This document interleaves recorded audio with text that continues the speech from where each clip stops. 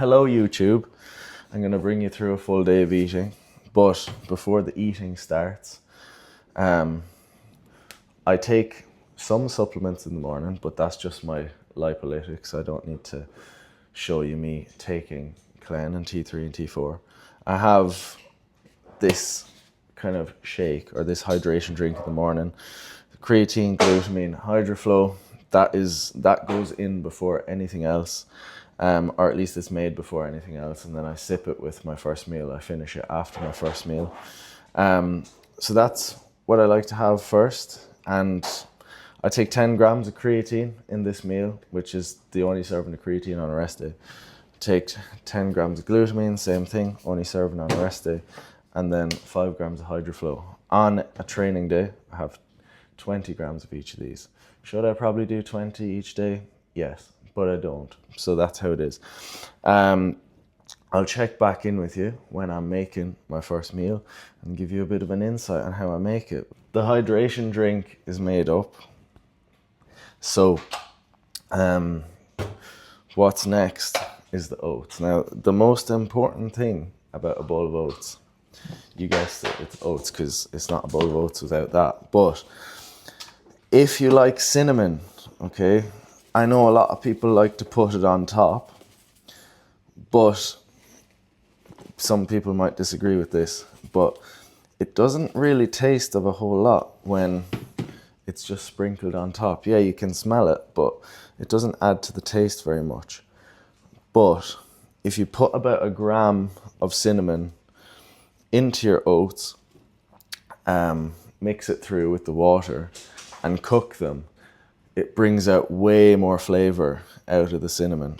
And then you have this like big creamy bowl of oats that almost tastes like a cinnamon roll, depending on what whey you mix in. I'm using JP chocolate caramel whey, my core supplements. Not Gym 10, that's hard body, another plug. Level Up, LVLUP, the name of the coaching business that I have. If you want coaching, get at me. But chocolate caramel whey, I have some mixed through, I have some on top as a paste. But anyway, about a gram of cinnamon, because just like testosterone, if you take it any less than a gram, what is the fucking point? I put a little bit of cold water in, a little bit of boiling water in, so about 1-to-1 cold water, then about 1.5 to 2 times boiling water, mix it up, put in the microwave. That mix, for some reason, means that it doesn't actually fucking explode in the microwave. Like you see some people post on their story, their oats are everywhere. They're really sad. Could never be me, because I have the technique. So cook your cinnamon through, then put a bit of cold water in after it's out of the microwave and it's all cooked. It's just so if the whey went in when it's too hot, the whey kind of cooks a little bit and it's shit. So once you get your consistency, almost make it a little bit too hard so that you can mix water through to make it the consistency you want. It cools it down a bit and the whey will take better. That's a top tip as well. I'll check back in now when I have a little bit more of it made and explain the rest, but they're the main points for me. We have our whey paste as well, that can't be forgotten. And it is a paste, not a drip, wherever this fucking drip came out of. Especially with the new formulas of whey lately, they don't drip, it's just like a ball of sticky stuff rather than a paste you can pour. So that's gonna come down to getting your ratios right. So for this protein for me at the minute, if I use 15 grams, I need 25 grams of water, okay? Don't eyeball it, because you'll end up wasting whey. You'll put too much water in, it'll go to shit, and then you'll have to put it down the sink and try again. So just weigh it out. Start off with less than you think you'd need, so like 1-to-1. If it's too thick, then add a bit of water, because you can always add water, but once the deed is done, you can't take the water away. And then you have to either firm it and pour this liquid on top of your oats, or bin it and start again. So that's, my God, another top tip. The oats are cooking now, and I'll show you what they look like with the cinnamon cooked through. That is how you want it to look, okay? Pretty solid, because then, like I said, you can add your bit of water so that it cools it down a little bit, and then your whey goes in, and it doesn't taste funny or go clumpy. So that is what needs to be done. A lot of people say, oh, I can't make protein oats.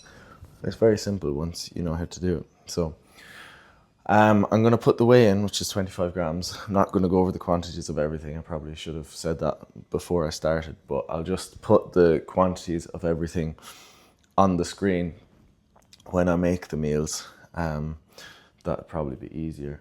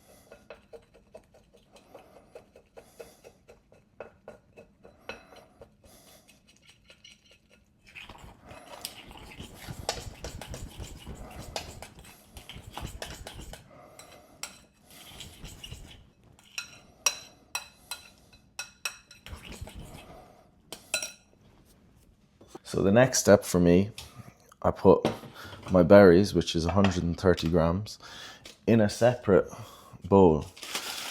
And it's not really at this point because I'm so prepped out of my mind that I want to make it feel like I'm eating more. But when I do get a little bit more hungry, I really enjoy just the oats with the whey paste and the almond butter on top, which, when you mention almond butter, if you're not getting the pippa coconut and almond butter, you are missing out. It tastes like biscuits. Honestly, amazing. But like I was saying, a fruit in a separate bowl, put it in the microwave for a minute so it's not too icy and I can't really eat it without my teeth hurting me. Then you have 2 meals, which when I'm a bit hungrier will feel a lot nicer than just one meal. But when you're in a gaining phase, you care a little bit less about stuff like that. It's just about get it all in the bowl and get it down you, because food is just food at that point. And food will always just be food, but our perception of what food is to us as we get hungrier certainly changes. I'm not at that point yet. I do get hungry, but I'm not like, oh, I love my food so much. And the longer I can stay away from eating YouTube channels, the longer my food focus will stay low. But sure, I'll just take a heap of Retta, but I won't be doing that. And I'll be fully transparent. If I'm to take Retta TrueTide, it will be post-show, not on prep. Call me a pussy if you want, but post-prep is a lot more difficult for me than the actual dieting part of prep, because hunger is just a feeling. It's not gonna kill you, okay? That sounds crazy because there is some people that are way worse off than me, that hunger is very severe and it may kill them. But for me, I'm eating 5 meals a day, loads of protein in each, pretty decent sized meals.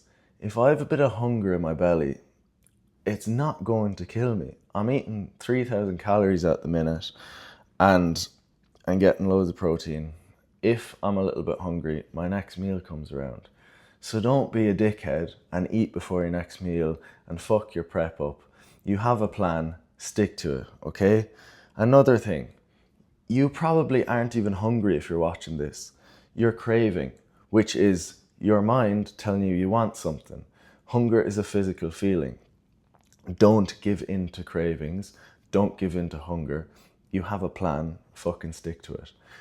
Go to bed that night, get up, stick to the plan again. Continue to do that. Wow, you've gone a week without eating off plan and you're happy with your results. Do that again, do that again. Months down the line, what happens? You're happy with your progress, you're proud of it. You're not spinning your wheels, having to confess to your coach every single time that you've binged or ate off plan and you're stuck in the same spot, paying them for coaching. Stick to your plan, then you can finish your diet when you're meant to, and then you get your off-plan meals and your food goes up and you're much happier and you're in sick shape. So stop being useless and turn this off and just eat your meals and nothing else. Trust me, it's worth it, and the progress gets addictive.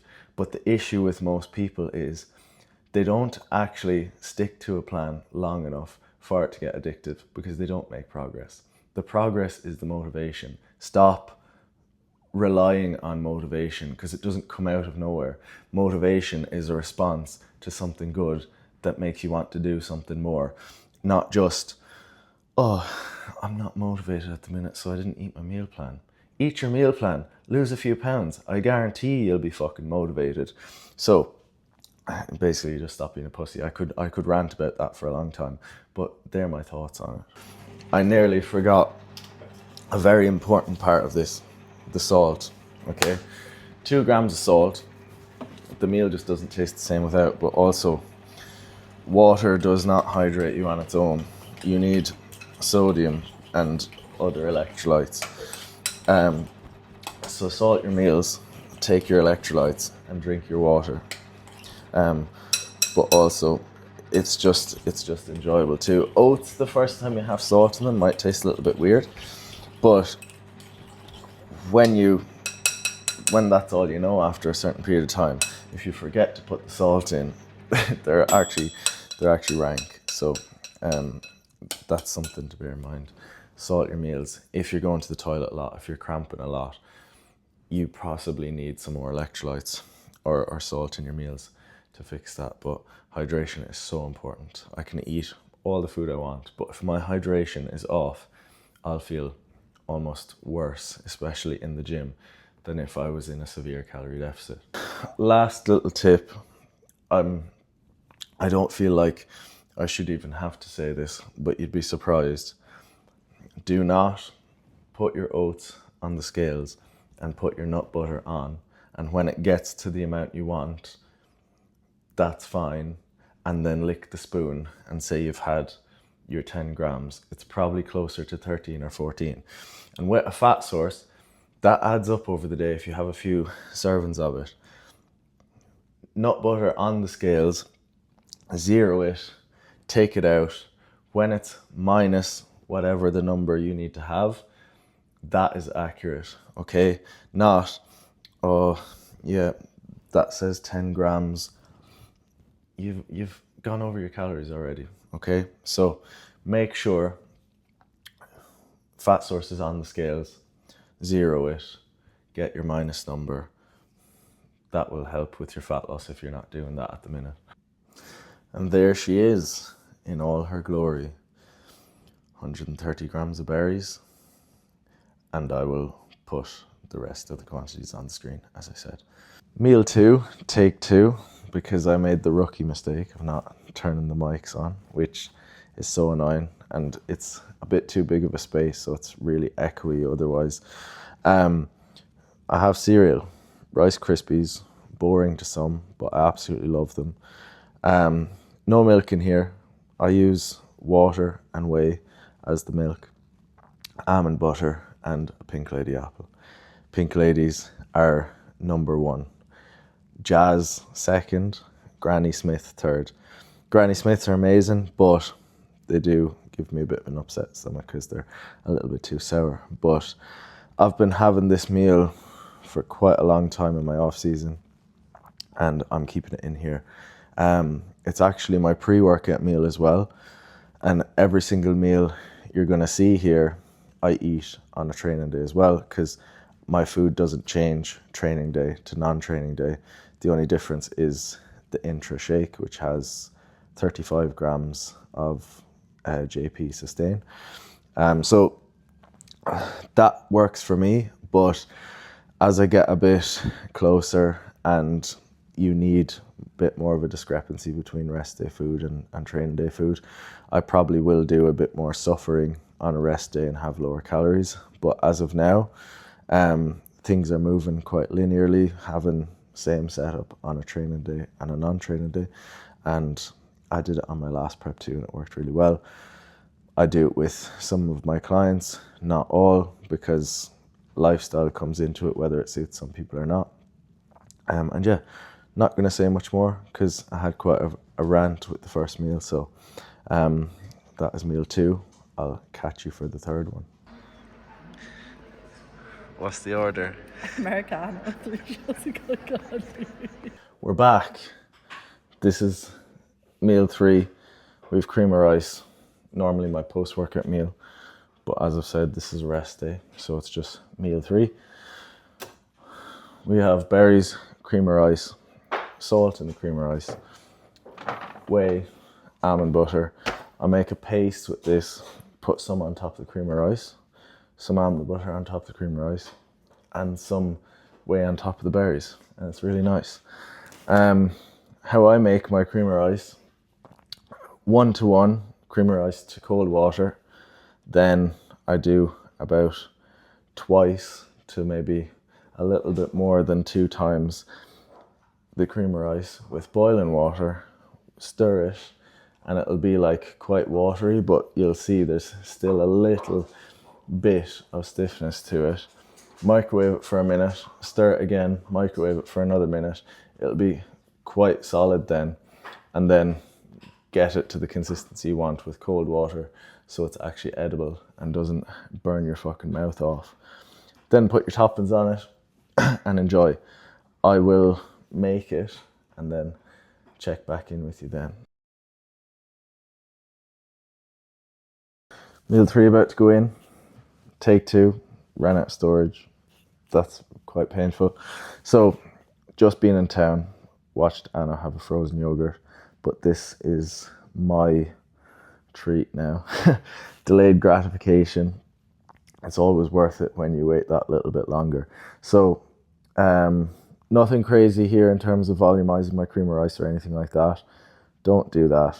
Little bit of extra water is fine, but if you go crazy with like 6 times the water and things like that, and you're constantly doing that, and especially when you get refeeds or if you get refeeds, don't go crazy with the volume. The idea is to recreate a look for stage, which is a tight waist, and you're not going to have that if your stomach's full of water and cream of rice. Also, doesn't taste as good because you're going to dilute the flavor. So don't go too mad, like I said, with volumizing things, but because it is just water, it'll be fine if I say, like, instead of doing 3 times water, you do 4 times. That's fine. Same with kind of trying to find loads of different low calorie sauces so that you can use loads of sauce, or different things that are like your carb sources but they're low calorie, and they tend to be made with so many ingredients that it's going to be awful for your digestion. And there might be some sort of like hidden calories in those kind of foods, because it's impossible that something, say like a rice, can be 0 calories, and then if it is cauliflower rice or something like that, it just tastes pretty shit anyway. Stop fooling yourself. So that's what I'd say there. If you are trying to make things extremely palatable, when your portion sizes inevitably do get really low and your calories get really low, no amount of volumizing food or anything like that is going to like stunt your appetite. You're going to have to just get on with it, and it will be better for your food focus if you just kind of stick to the meals that are on your plan and don't try to do anything crazy, because all you'll be thinking about then is, what can I have instead? What can I have instead? Eat the meals on your plan. When you get a refeed, eat a higher quantity of them. When you reduce your food, reduce the quantity. Maybe add some veg or a little bit more veg, But again, don't go crazy because that will affect motility. Your bathroom trips won't be as consistent. And we all know that they're not that consistent at the end anyway, so you don't want to fuck that up even more. So yeah, that would be my tip there. There is meant to be a bit of a challenge or a struggle, so don't try and shy away from that. Lean into it, enjoy your meals, but not too much. We've got the penultimate meal here. So second last meal: chicken, rice, avocado, pineapple, and sauerkraut, and salt, of course. I don't use any sauces or anything like that, but I do just season my chicken. And when the rice is a little bit wet after being boiled, and then you mix the seasoned chicken through, it kind of flavors the rice as well. Might sound a little bit sad to some of you. There's nothing wrong with using a hot sauce or something like that. That is very minimal calories. But this is basically the same as the last meal, but there's no pineapple with the last meal. So gonna leave it there and then close things out and give you a bit of a more of a rationale with the last meal. So second last meal, the last meal won't be any shock to you after seeing this one.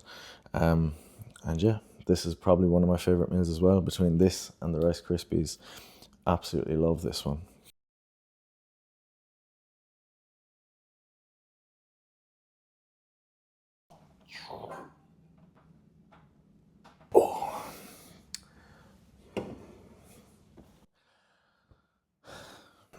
Meal 5, the last bit of sustenance for the day.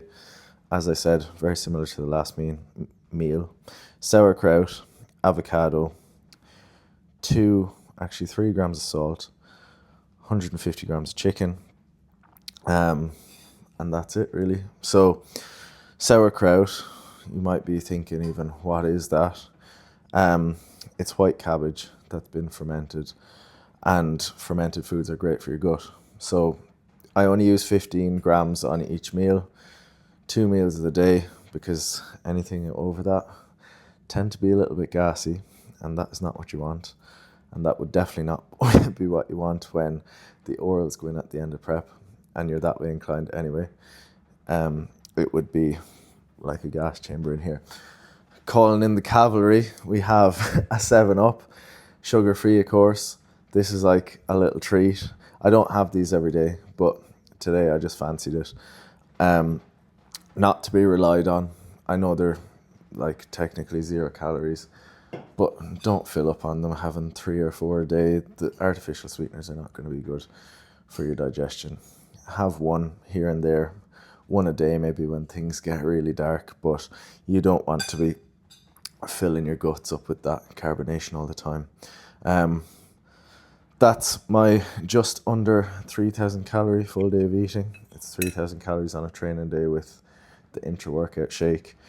And as you can see, there's a fair bit of variety over the day. This is the most variety I've actually had in my diet in a long time, where I have oats, cream of rice, different berries, rice, chicken, sauerkraut, avocado. I've not had that kind of range of different foods. And I definitely think that is another reason why when I get my blood work done, it is better than it's ever been, because I've gone through my phases of having 5 of the exact same meal a day and a litre of fruit juice and some fruit every single day. That was not the best. That had to end after a certain amount of time. But that's it. Hope you enjoyed it. These are just my calories for the phase that I'm in. They may not be very good and most likely will not be suitable for you in your phase right now because we're different people, but take inspiration from how I'm eating, the way it's pretty much mostly whole foods, with the objective being best digestion possible to keep the waistline nice and tight for when I do compete. So that is it. Thank you for watching. Oh, like, comment, share, and subscribe.